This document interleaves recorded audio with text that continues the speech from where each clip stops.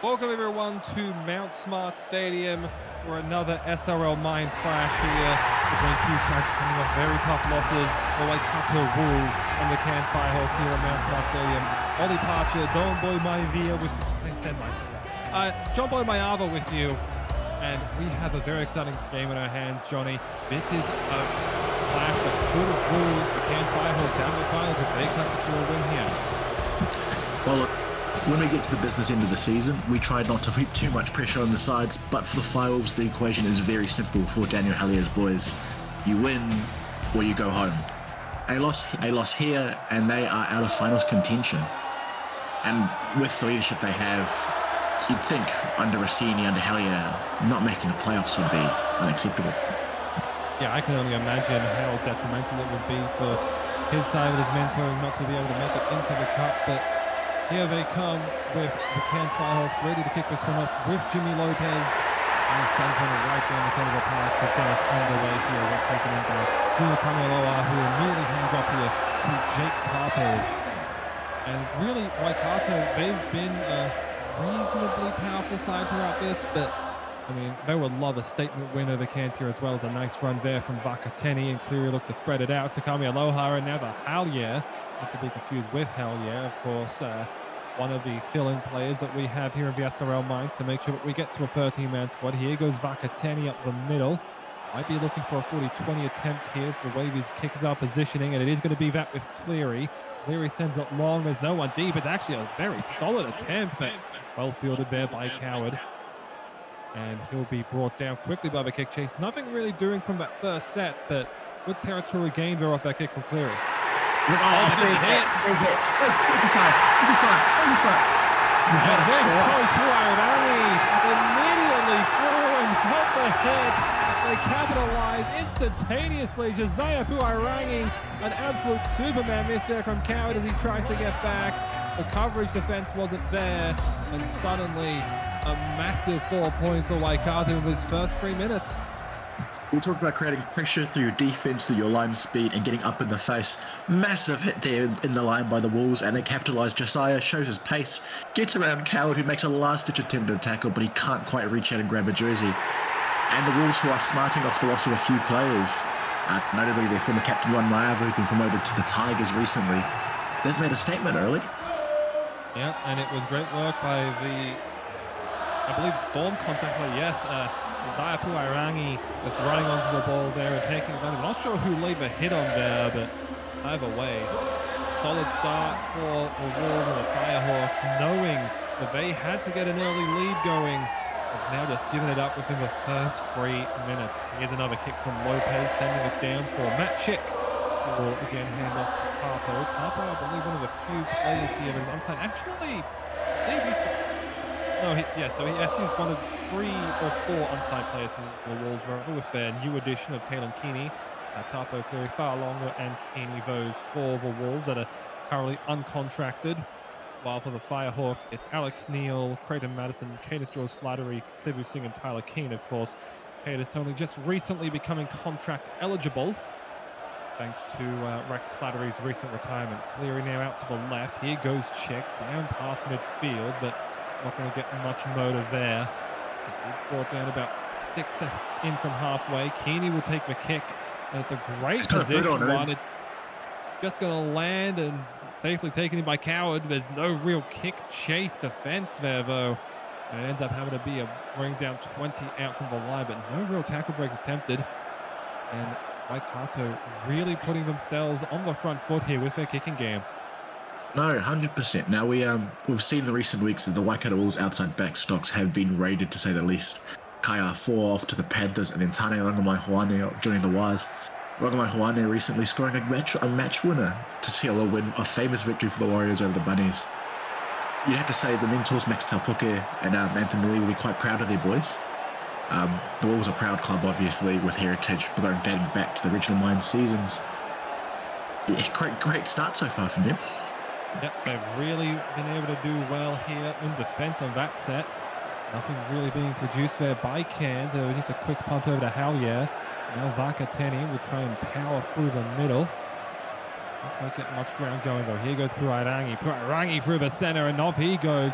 Down past midfield. Eventually is brought down there though by Coward. There's the ball there for Keeney, and Chick will spread it left side now for Fa'alongo. Is going to be powering his way right to the 35. Going to get his way past, I believe that's Alex Neil out there. Check out to Tavare. It's going to be brought down about 25 out, and they'll likely look for a different kicking option than their usual. It is a high bomb there, but it's short because Chick was heavily pressured, and Coward is there to easily take the contested catch. The challenge there from Keeney, though, does prevent him from getting too far out. Here goes Creighton Madison, trying to power his way forward, and a good leg drive there against Jake Tapo. Gets him a good chunk of yardage. Here goes George Slattery now. Has to take on Kamealoha, and some support defense there does bring George Slattery down eventually, but that's their own 40. Will mean that they likely won't aim for a 40-20 attempt. Here goes Coward, though. Coward with a great sidestep right through Kamealoha. Able to get across, though, does bring them down, but coast to coast here go the Firehawks. Lopez, long side-to-side ball here, eventually finds Madison. Madison brought down just in the red zone here. Kane will fire it away for James. James tries a grubber kick, but couldn't get it to the ball, and ends up dropping that one. Knock on there, and Waikato quickly taking advantage here of Kamealoha by the inside ball, quickly shut down there by some solid Cairns defense that time around. Really off that play with Walter Vakateni. He's going to be brought down just at his own 30. I think the second tackle. Kenny for Tapo. He runs right through Digby Johnson and then takes on Coward again. Gets past the halfway line now into Cairns territory. Check now for Rangihuna. Rangihuna tries to put on a step, but bad for Emil, having none of that. Ends up bringing him down just shy of the Cairns 40. Here goes Puairangi. Didn't expect the ball, and so received it before acceleration. Here goes Keeney though with a nice fend, and just bringing the ball into the 25. Here goes Waikato Wolves once again. Check with a high ball here. No real contest, but Gazia does go up for it, but he's quickly brought down there. Cadence will get the handover on what was probably intended to be a back attempt to try and clear up some room, as there goes Coward immediately off the set. Oh, a big ankle tap there after he broke another tackle. Could have nearly broken that one for all money and had a chance to tie this game up. But here goes Jackson now. Jackson through two, eventually brought down by Kamealoha, but immediately Cairns putting themselves in a chance to tie it up. Cadence now right through, nearly through, but can't quite get past Vakateni. I believe that was on the tackle. Coward now spreading it wide for Lopez. Lopez can't do anything much there. Tackle about 15 out. I can look left. No, goes short side right. Here's Neil. But great alertness there from Fa'alongo. Shuts that one down almost instantly. Do they look for the grubber? Do they look for the bomb? Where do they go with Creighton Madison? Did he knock that one on? Yes, he did. And it's taken by Puairangi. And quickly Waikato find themselves recovering from a tough defensive set. No, 100%. Well, I was about to mention earlier, but the Wolves have been carving Waikato up the middle. It's just Coward from the back has played out of his mind ever since that missed tackle. He's been stepping, he's been jinking. He's even broken a few tackles up the middle. As the Wolves exert pressure and as they're working upfield, it's all well and good to be making these big runs as they try the left side. But if they don't finish, they're going to keep sapping away, and eventually tired legs create space. And you want men like Coward in space. As Tapau gets a ball off to Kenny finds space, brought down about the 18. Yeah, getting a few extra meters for his trouble there as again Coward able to wrap the arms and at least stop the general body momentum, but can't stop the legs from churning. Puairangi with the last likely run. They might try a run play here, given they're about at the number mark. Chick will instead look for Cleary. Cleary will send the crossfield kick out. A lot of players underneath. Rangihuna takes it, but is quickly brought down there Another handover after a high ball taken by Waikato. They're winning them, but I feel like with the way they're placing them, they need to be putting them more towards the in goal, give their players a chance to really put one down. No, 100%. I think we see the difference between SRL players and Mines players. Understandable given it's development league is those fifth tackle options, right? Is the bomb the right move there when you're that far off, or is it putting it on the line, maybe a grubber kick along the ground? We've seen a few failed grubbers from the Firehawks recently, and the thinking's there, but execution's lacking as the Wolves give away a pretty stupid penalty. Yeah, I mean, we talked about executions lacking, and that's a coach killer right there. Just rolling over in the tackle and ends up holding down, and now Cairns will get themselves a bit of a shot of momentum as that kick will go out right around halfway. Keen here to take the following tap, and he'll send that over to James, and now George Slattery will end up trying to run through a couple of the Waikato forwards, but not getting much momentum there. Lopez will fire it long for Coward, trying to get him into some space, but Waikato quickly closes that one up. Here goes Keane for Lopez again. Lopez will try and take it up the middle himself, but is not really getting much momentum there. Seeing that Waikato is really winning the battle in the middle here. Here goes Singh. Singh ends up being brought down by a couple of defenders from Waikato. Now look to the left side, and James look to the other side. Madison, an inside ball for Coward. Nearly able to spring him free, but a good tackle there from Cleary, and again held him down. Perfect. That's Lopez, two. well, let's take two. I don't mind this. I think given the position you're in, you've got back-to-back penalties. You know, sure, you can tire out the legs, but you're still going to get another set after this. Why not take a risk out of the kicking game?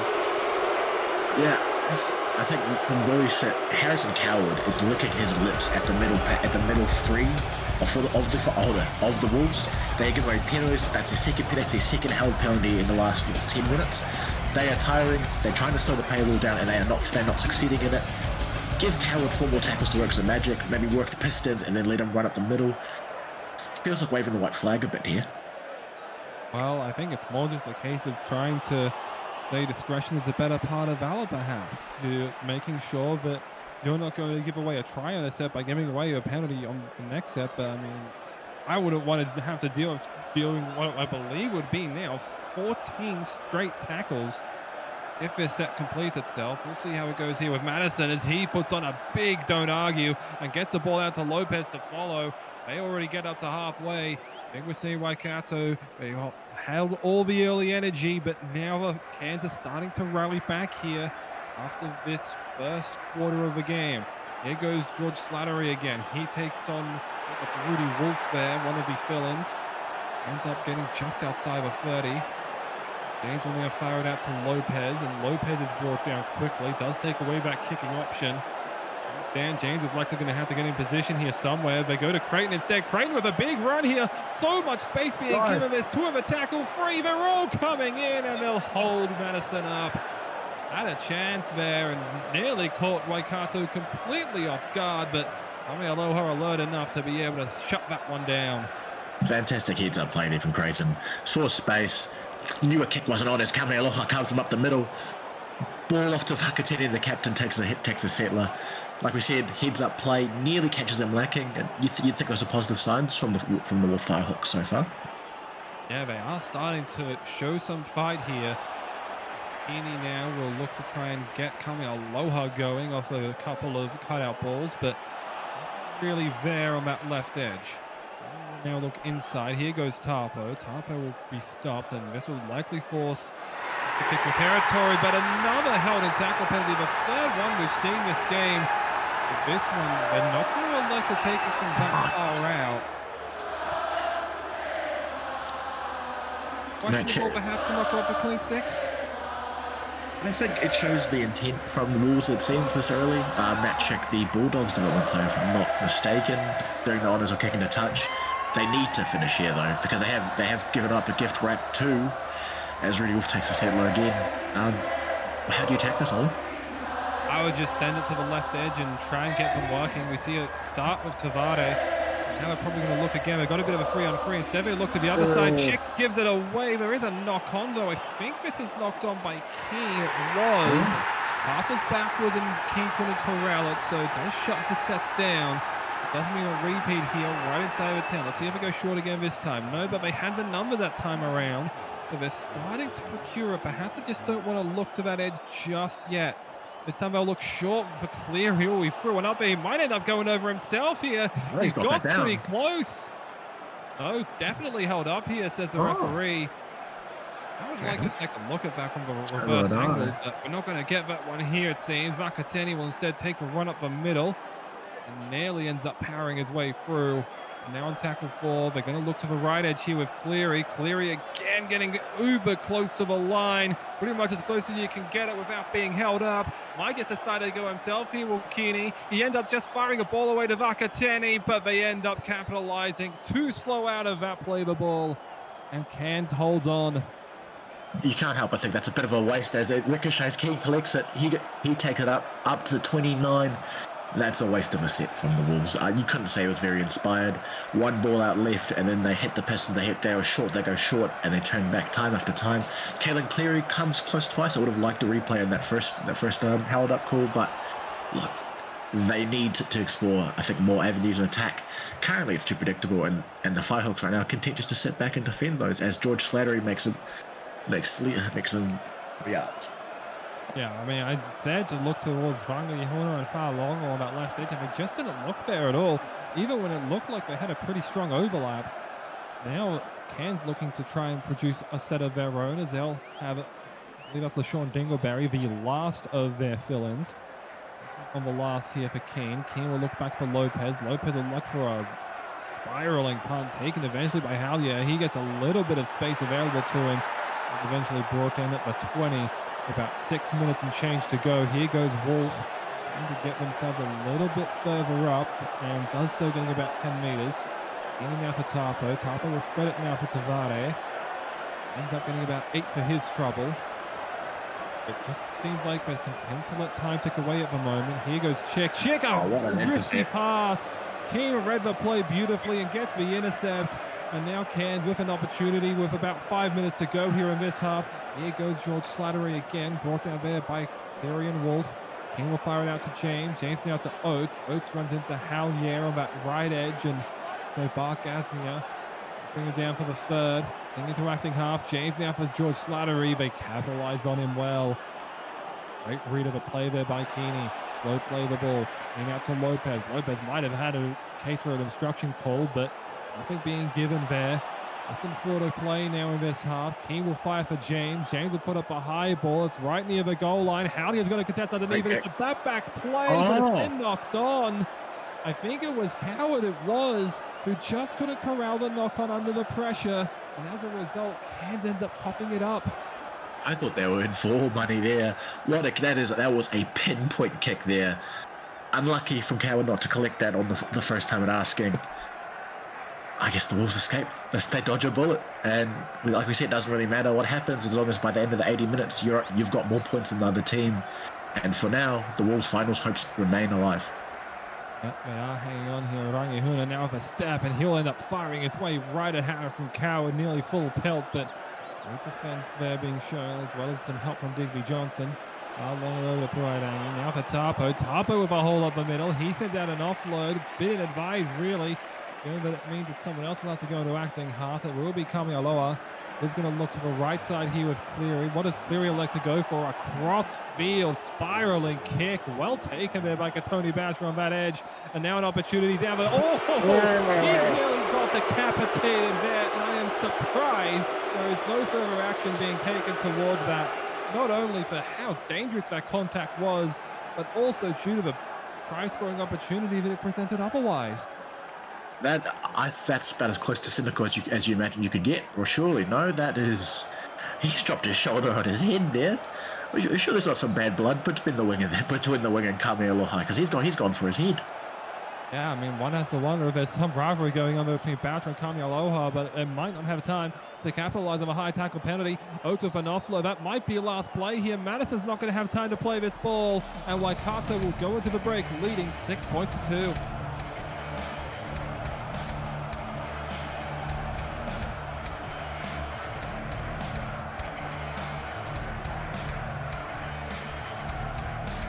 And welcome back to the second half. Waikato here with a very solid start to this game, but It's been a very tight tussle here. Ollie Parker, John Boy, my father. I got it right this time around. I had to hesitate. No, it's the other way. But yeah, Waikato. It's been, shockingly low scoring. I'm not sure if shockingly would be a right adjective to place onto that one, or adverb. It's been a very tight tussle, but neither team, when they've been given attacking opportunities, has really felt like they've been able to finish the job. No, Ollie. We talked in the first half, right? Execution on your fifth tackle. We only really saw one dangerous fifth tackle kick in that half. I think the best fifth tackle option we even saw was a late run up the middle. Both teams, I think the score indicates the desperation of them both to be playing finals footy. Both of these teams want to get off the bottom of the run of the ladder and get into the safety of those top 4 spots, top 3 spots, beg your pardon.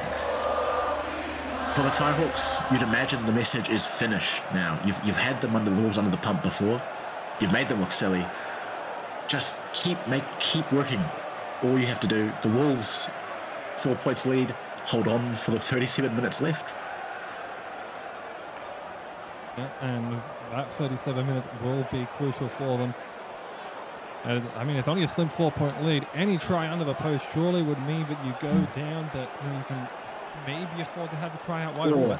Odd play there from Kenya. Did find Vakatani and was ruled. Backwards out of the hands.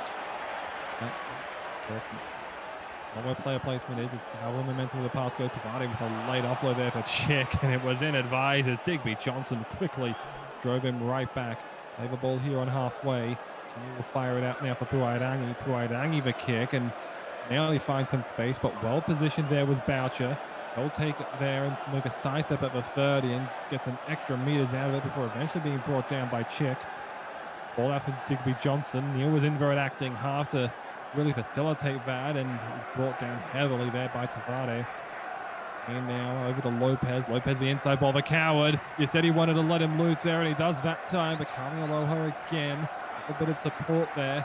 Doesn't end up making a tackle there for the third, but they're right on the doorstep here, the Firehawks. Here goes Sevu Singh. Singh trying to get some good leg drives here against Wolves. He's going to play the ball for Keane. Keane go to the outside. Oh, coward. Gets floored there by Jake Tarpo. Now Keane will look for Lopez. The play's not over yet, but Lopez could not get the kick away again. It's been something we've seen from Waikato. There's a lot of kick pressure, and now they gave away a penalty there to boot. And now an opportunity for Waikato to be able to come back and perhaps get themselves at least some good territory, because they've been playing on the back foot for a lot of that second quarter of the game to see if they can get themselves out of danger this time around. Here goes Tarpo. Trying to charge his way through Dingleberry and Johnson, but not getting much there. He will play it for Chick. Chick the inside ball here for Puairangi. Tries to let him get loose, but a good bring down there by Madison. He'll fire it out now to Tavade. Doesn't look for any of his options out wide. Just decides to take it on himself, going up against Jimmy Lopez. The stand inside the 45. Here goes Keene from acting half. Takes the markers out. Great pass from Rangihuna. Nearly gets him through, but Digby Johnson, incredible coverage there from the wing, who tried to cut it in field. Might have been better just trying to take it down the sideline. Mix up there though. Tarpo got himself in the wrong place, wrong time. And a great tackle there by Lopez, and Dingleberry gets him out of jail again. It feels like it's just been escape after escape. I mean, I hate to sound like a broken record, Ollie, but we talk about fifth tackle options, right? And just as we praise some really inventive offense by the Wolves, Tapau gets in the way. He has to recover, and they run out of space and time. The Wolves and the Firehawks are both one good option away from scoring a try there. You know, both sets of halves need to get something going. Lopez, especially for Firehawks, is one of the most experienced halves on the field right now. He's got SRL first grade experience. Got to marshal your troops somehow and tell them we need to start executing. Otherwise, this game's going to run us by. Yeah, and Madison takes another hit there and gets the second one for his trouble. And that will get us to the last change. It'll be forced to just punt this one away with no real territory gained out of that. Rangihuna takes it right on the goal line, but not ruled out of the field of play. I mean, I'm pretty sure in some cases, if you were asked Hellier, Rossini, Tapoke, or Lee, they'd say, if you were talking about your team's execution, they'd say they'd be in favour of it. Yeah, It's been a rough one. That's a dangerous ball to be thrown. As the Wolves start to throw it around a bit. Yeah, I mean, it's getting in territory. That's what they seem to be creating right now. Taking to acting half after Keeney was brought down. Here is Kamia lower down the right edge. Tries to cut it back in field, but Coward will end up bringing him down here just outside the Cairns 20. It'll just be Wolf to take a settler, and he'll take one almost to the 10. He'll play the ball quickly out. Keeney to check an outside kick. Trying to look for someone. Oh, great take by Boucher, and it's rolled a mark. In the in-goal area, and a 7-tackle set here for Cairns. A decent option there, but for once we saw that Cairns was able to contest the high ball. You know what, Ollie? I'm just happy that I saw the halves make a kick. You know, sure, they didn't score off that, but at least they're kicking on the 5th tackle. There's no forwards running into the ball. There's no knock-ons, no ill-advised runs, and oh no. Commentators can say. Well, I mean, it wasn't on the 5th tackle, but Madison there with just a silly error ends up coughing that one up. And well, we saw that was the only way that Waikato were able to score points, was off of an error, essentially. Well, more of a hit off the ball, but beggars can't be choosers here on how you end up producing your points. Meaning now for Chick and over to Tavare. Well, they're not trying to get it to, so that the Firehawk will have to stand on their goal line. Now here goes Keeney. Keeney through the markers. He's going to try and get through these pair of tacklers, but he won't be able to do that. I don't see why we're going upstairs when that was clearly never going to get the ball to the ground. Is going to help us try it? No. No. Someone needs to test this referee.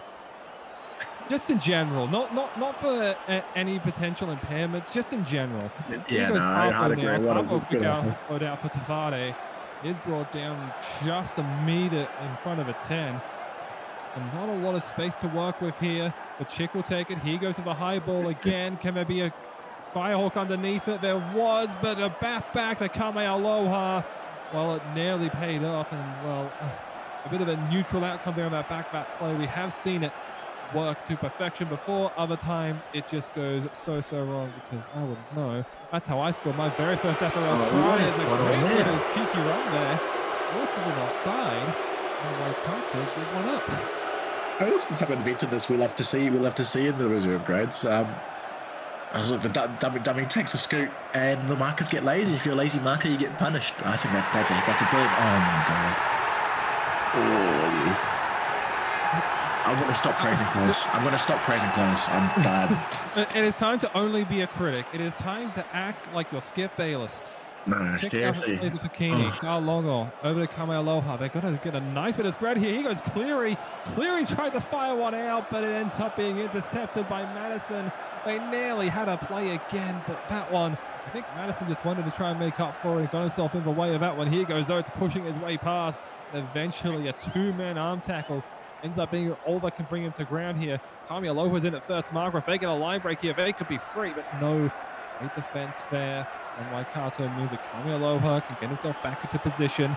There's no out for Digby Johnson. And eventually going to be crowded up there by Wolf.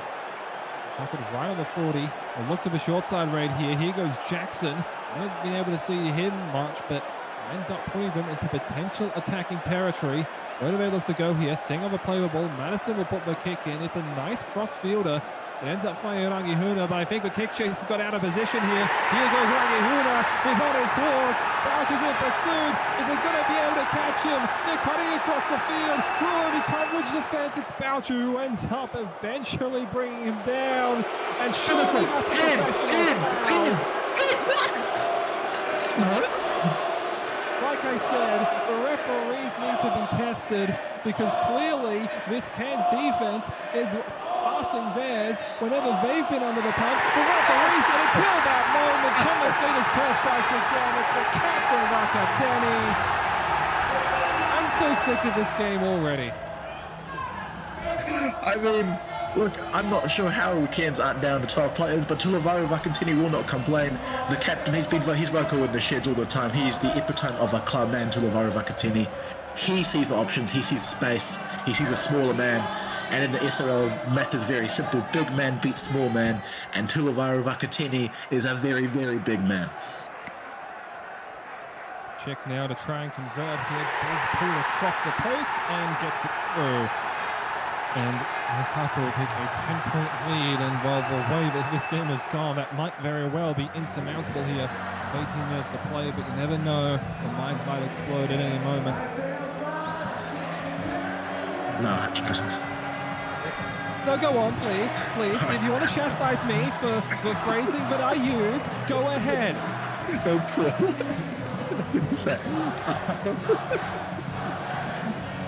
My commentator has lost his mind. The referee has lost his mind. I'm sure any fan that decided to pay attendance to this has lost their mind as well. But maybe the players can keep their heads on this time around. Here goes Wolf up the middle. I sure hope they don't explode.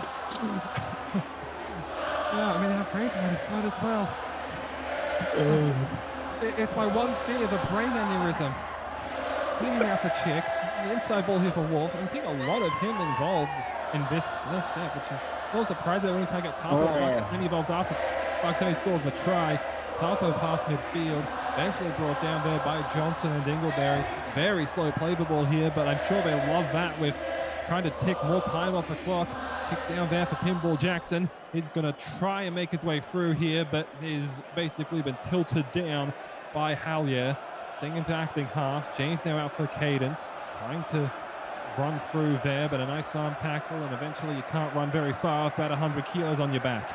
Oates to Jackson. Eventually going to be brought down here by Gazier and Hallier, but does make a good push in field. Won't look for any 40-20 option here, as much as they probably do need the territory. Madison brought down right on halfway, but not really setting up for a kick here, it seems. Yes, it's an inside ball here for George Slattery. Got up there by James, but not getting much there against Wolf. Going to be brought down about 37 out from the Waikato line. And we're not going to look for anything special here, and that's exactly what they do. They just decide. Quick kick out to Rangihuna. He's going to make another stab here, and here we go again. It's going to be another chase down. I think Coward's got a lot more of a head start this time around. We might see again. It's going to be brought down. Deja vu here. It's another cross-field run that sets him up. No holding down penalty this time around, though. Here goes Cleary. Cleary eats a shot there from Terry Oates. Keeney, Wakatani now. He's going to try and hammer his way past Coward. There's enough there. They get him turned around. That time held up. Thank you, referee. I'm glad to see that you're actually able to make a definite and clear, concise ruling. Keeney out for Chick. Chick never far longer. Longer brought down eventually. And now with less than 12 to play here. Lopez the only marker in. Keeney, the little inside ball. Vakatani against Coward and free in the tackle. Surely won't get him that time around. Sonny. Be reasonable. Thank you. No, that looks like a clear-cut try to me, Ollie. Being put on your back with the ball up in the air. Yeah, this is the NFL song. Here's a play the ball now on the last. Swing pass for Chick. Oh dear, I think they were trying to play some kind of cross-up game there, but Puairangi ends up being a kick up the backside. I mean, you'd ought to be kicking yourself right now, but with Waikato's execution, they'd probably miss. No, seriously, that was one of the ends to a set. Just to touch back on that kick return, I'm not sure who's dictating the punts for the kicks for Cairns, but they need to get a message out. They need to stop kicking the Kai Rangihuna, because he is going to tear them up every single time. That's the second run he's had where he's gone pretty much the length of the field. Kai must have. They're going to play the ball. Kai must have had run for 200 or so meters in the last 20 minutes. It's ridiculous, and they keep giving the Wolves a leg up into their halves, not just to score, but to milk time off the clock, which is ever so important for Ken's team, which is 10 minutes away from potentially their finals hopes dying. Yep, and here goes Boucher now up the middle, about 22 out from the line. They might end up giving themselves a nice attacking opportunity here, Cairns. It's going to be James, a swinger to Lopez. Lopez, a high ball. I don't think they know where it is. Where is it? Oh, it eventually lands with Kamealoha. I think I was thinking it was a lot deeper than it once was. Must have been a gust of wind that really knocked that one down. Now with 8.5 minutes or so to play, Huairangi now with a great run and miss. He might end up going the distance. There's no one that's going to catch him. Josiah Huairangi, game blouses. That's all she wrote for the Wolves and for the Firehawks. Josiah Puairangi has had a game for the ages. That's his second run that's gone the distance in terms of scoring a try. Obviously, that shorter term one in the first half. But that is fantastic. He a fend, a step. He's on his way. Coward dives for ankles again and misses. and I think the steam has just ever so slightly gone out of the Firehawks. Fire is extinguished now. 14, potentially 16 here, almost certainly 16 here with less than 8 minutes to play. Should put this one through, and does, and decides to send that one all the way across the island. Some poor Islanders better cop it in the head in about 10 seconds. For the Wolves, we could say impressive, right, Ollie? I mean, they've weathered the storm early, and now they're putting it on the Firehawks. How do you turn this around?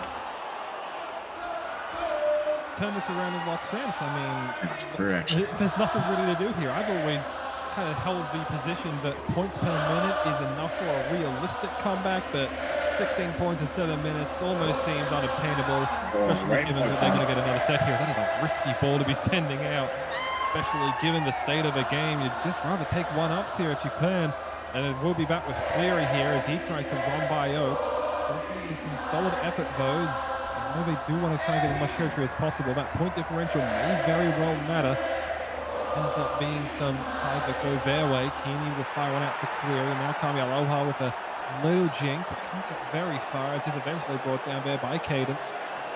Out to Cleary. Cleary fires one through for Tapo. Tapo through the middle here. They're finally able to open that up again. Now it's about 5.5 to play. They will get the last tackle. The ball now, it's very slow. That's what they want. They want to try and wind the time down. Check with a short ball here for Boucher, and great run on there by Fa'alogo. Ends up securing him before he can end up breaking one free like Rangihuna. Got a couple of line breaks that ended up leading to points. With about 4.5 left. Here's Digby Johnson. One over to Lopez. Lopez, I don't think was expecting that one as his caught flat-footed. Not getting much in terms of territory as a result. Goes Digby Johnson. Getting some decent post-contact meters there. Probably going to look for the 40-20 now, at least to try something here for Dan James. It's actually looked recently online. Turf, really. Eventually, Aloha tried to take that one to the sideline, could not do it, and ends up being brought down for about 3 minutes left here. And it seems like Waikato will be more than content to wind this one down.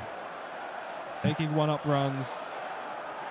Getting as much post-contact meters as you can. Slow down the play of the ball. You don't need to rush anything. There goes Vakateni, though, through the line. Really, it's just been an entire forward pack that has been very solid for them. We'll fire one over for Cleary.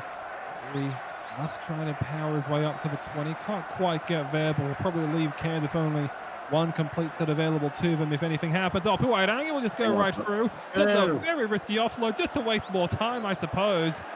With about 1 minute and 22 seconds left, we'll get one last play of the ball. Already one last play of the ball, one last start to the set off a play of the ball. Cadence will just try and stat pad here with a run. Oates now over to Johnson. I'm going to try and play this one out, of course, but I mean, Cairns, the finals hopes are done.